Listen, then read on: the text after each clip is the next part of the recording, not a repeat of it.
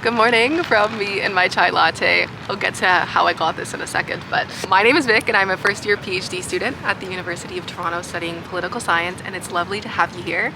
This week I'm planning on taking you along for one of the busiest weeks of the semester. It's week 8 and next week is actually my reading week. I don't know why it's so late, but before I get to the fun in the sun, I have a lot of things to get done, and I thought I would bring you along for all of it to show you kind of what it's like to be me at this level of study with this level of commitment. First off, I have my regular lectures. I also have TAing and the marking that comes along with that. I also have a climate health symposium that I'll be attending all day tomorrow in between my classes. Then on Thursday, I am also part of the University of Toronto's larger climate committee, so I will be putting some input there and meeting the committee for the first time. Oh, I forgot to add that I will also be presenting to my lab later today. This is in preparation for a conference I'll be presenting at in November in Pittsburgh. I have meetings with my psychiatrist. It's just a busy week and literally something is going on almost every hour of the week, and I thought I would just bring you along. This is by no means a typical week, but it's an interesting week and I thought it'd be cool to bring you into my life for a bit. Welcome to, or welcome back to, if you're not new, the Doctoral Diaries.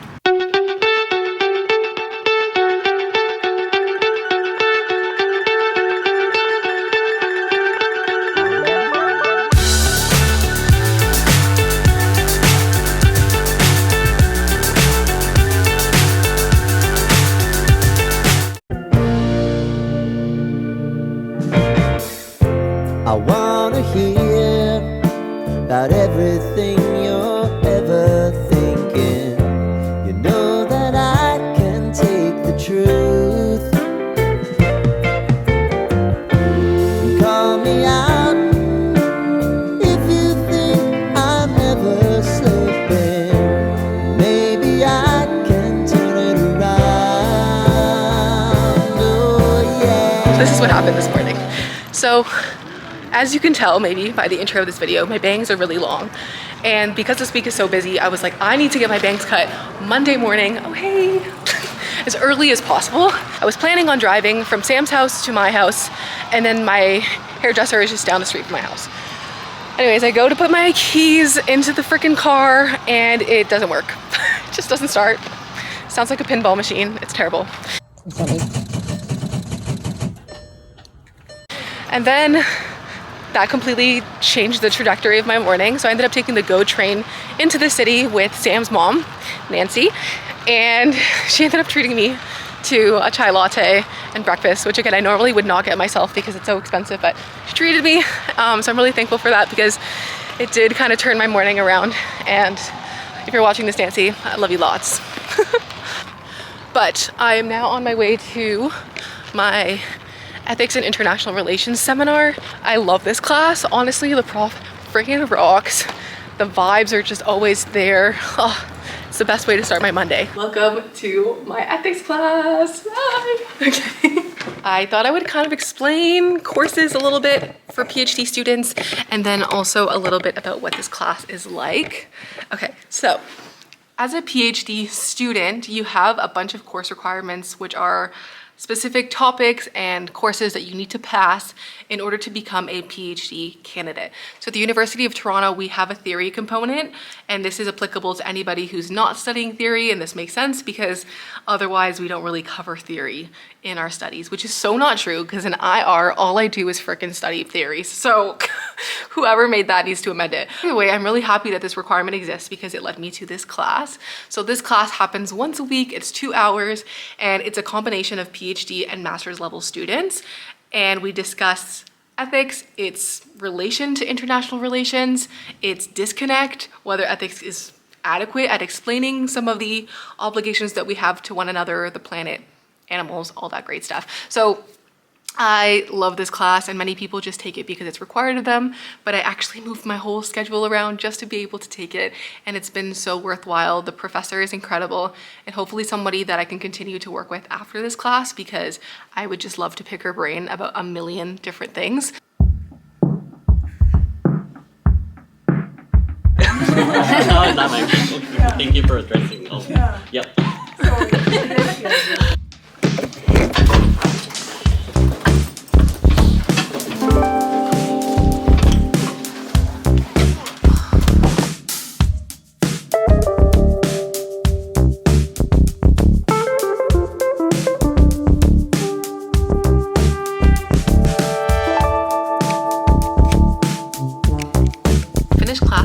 30 minutes ago, and I'm now sitting inside of the lab.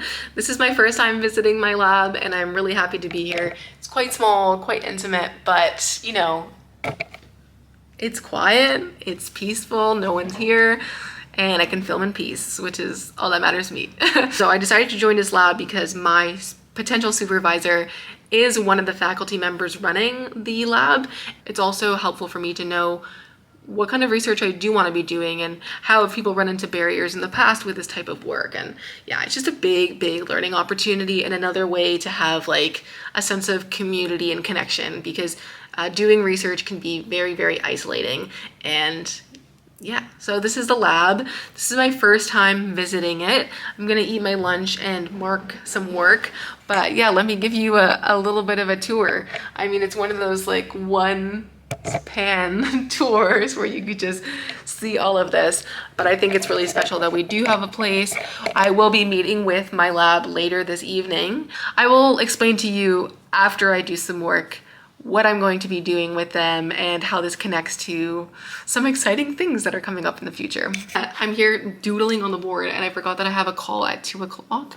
So I need to eat this in about 7 minutes. Then I'm going to call Jillian, who is one of the leads for the fellowship that I'm a part of. I need to get my individual deliverable approved and see if it's something that I can actually make happen. And then I will practice my presentation for today's lab meeting. Hi, how's it going? Good, how are you? I'm good, thank you. I did. Like, don't ask me what I did, but like I do remember like seeing the sun.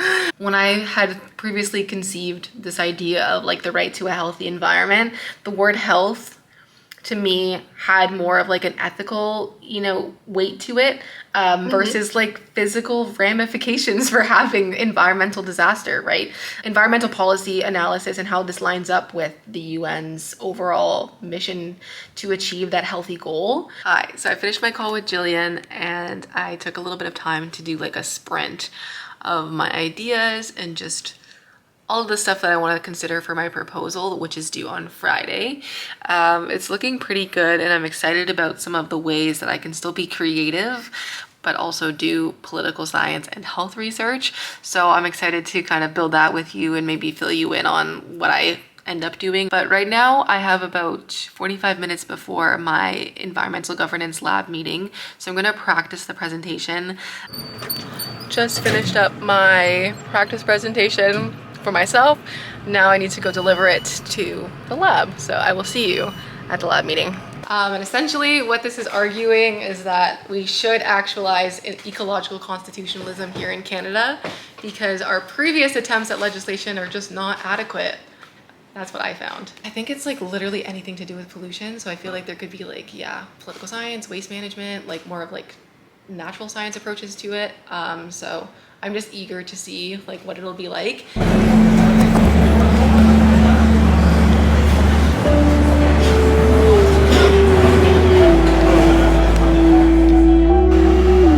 Let's do some working.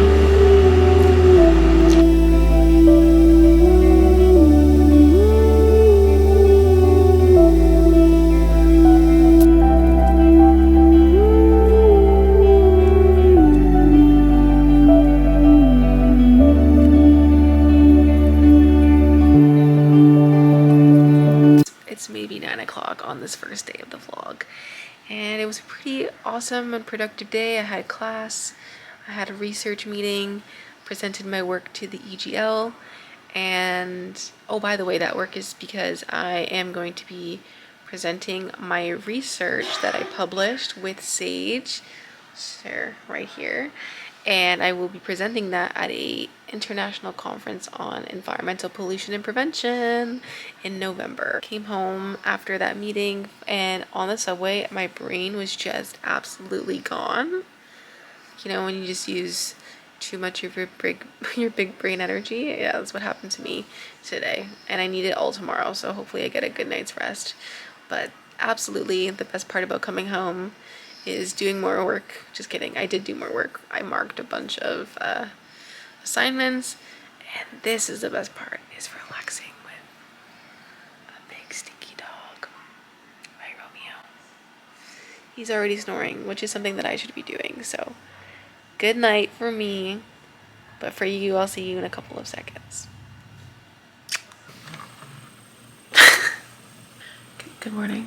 It's 6:38, and if you can hear my dog crying, it's time to go walk him. So let's go say good morning.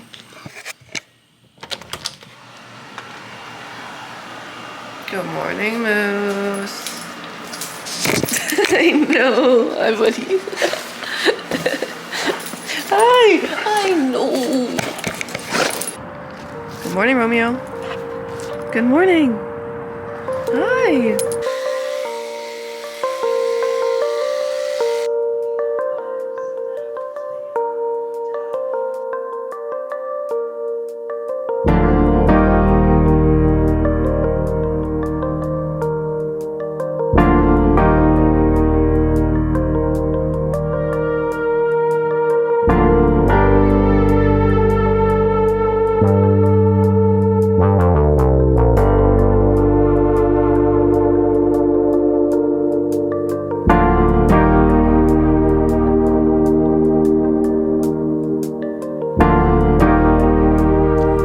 Good morning again. I'm officially already in the car and out the door at 8 o'clock. So I'm ready to go to the Climate Health Symposium, which I'm actually really excited about. Today's gonna be a good day. It's gonna be a long day because, like I said, I have class right in the middle of the symposium, then I need to go back to the symposium, and then I have a tutorial that I'm teaching later this evening. So it's gonna be a long one, but a good one, and I'm excited to bring you along with me.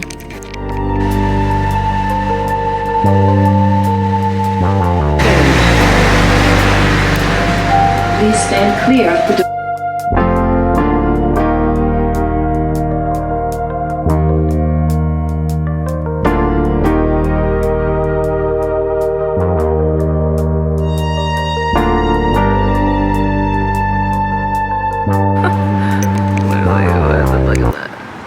Exactly 9 o'clock, and I'm just outside of the faculty club right there, and I will see you inside.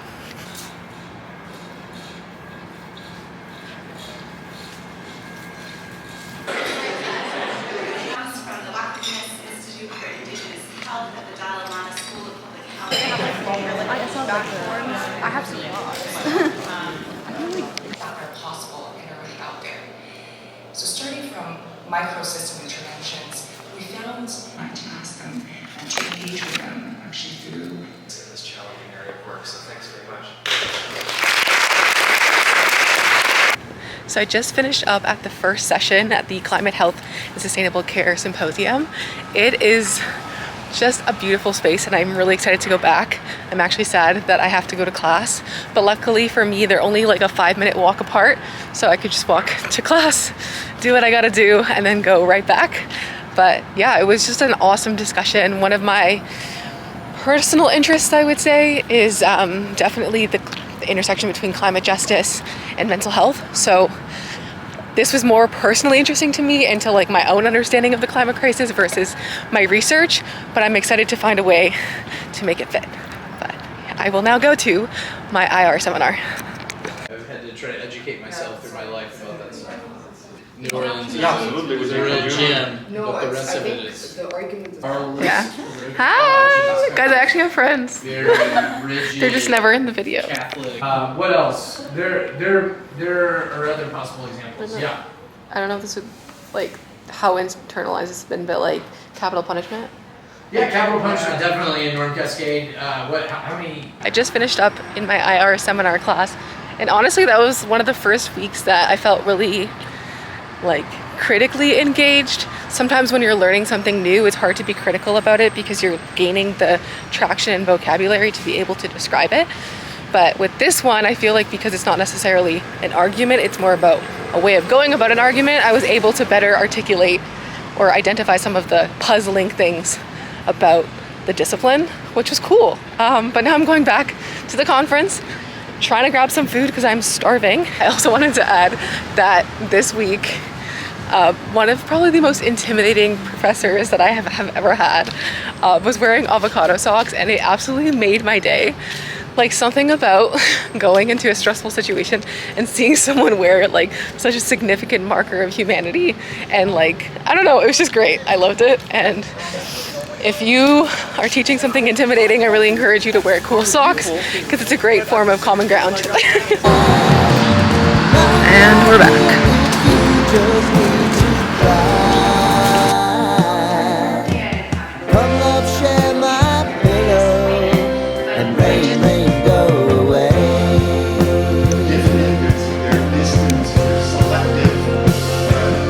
While I was leaving the symposium, I got an email saying that I got approved for a carrel. So this is it. I'll give you a tour. First off, I have a window, and here it is. Look at all of those fall colors.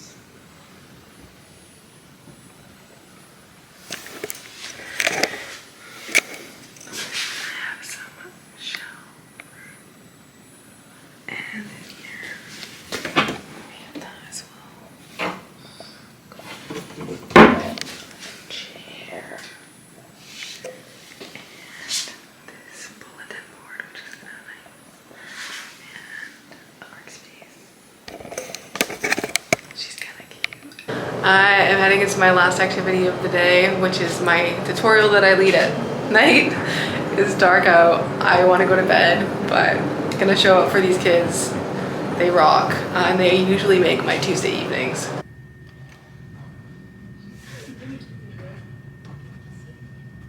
Hi. Hey. It's like Whimsy Lou. I don't even know. She doesn't mention Elon Musk's kids that are like literally formulas. Yeah. He's pretty well. Hi, I just finished my tutorial, and this marks the end of the first very hectic 48 hours of the week, but I definitely am feeling the exhaustion in week 8. I don't think I've ever utilized my brain this hard or fully before in my studies, which, I mean, it makes sense. This is a new level of studying and academic engagement, so it's going to be different and take a toll on my brain differently than my previous work has.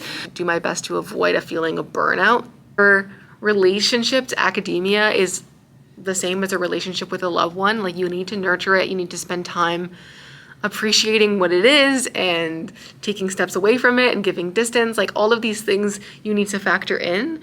But at a school like U of T, where there's a million opportunities going on all the time, it's really hard to find a balance. I think I do a great job when I'm at home or like outside of school hours, but when I'm here, I'm clocked in and I'm just doing the most. And yeah, it's really mentally and physically exhausting. Happy that I've made it here. I'm thankful that, like, even on my most jam-packed days, I can show up with enthusiasm for my students, for myself, for discussions. In a way, it feels like, you know, in some respects you can do it all, but sometimes you have to pay like the physical price for that, which is wanting to go home and literally sleep for 10 years. I just finished teaching 3 tutorials, and I'm now waiting for my dear friend Megan. I haven't seen her in so long, and so I'm so excited to see her and catch up on life and just show her around campus. I see her. She's so cute. Look at the little girl. Hi. Hi. Welcome to where I live. Hi.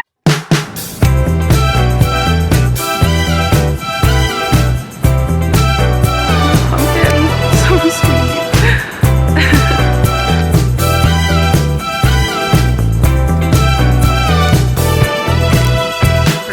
That loves the trees. So sweet. Good morning. Okay, it's Thursday, but really feeling like Friday for me. I have school tomorrow, but really the bulk of my responsibilities are finishing today, which is amazing. I'm about to head into a meeting with the Committee on the Environment, Climate Change and Sustainability here at U of T. So it's more of a like advocacy role, but also like a programming role here about getting climate into the curriculum of undergraduate and graduate students. So I will bring you behind the scenes for that. The meeting is just over here beside a convocation hall. Let's go check it out.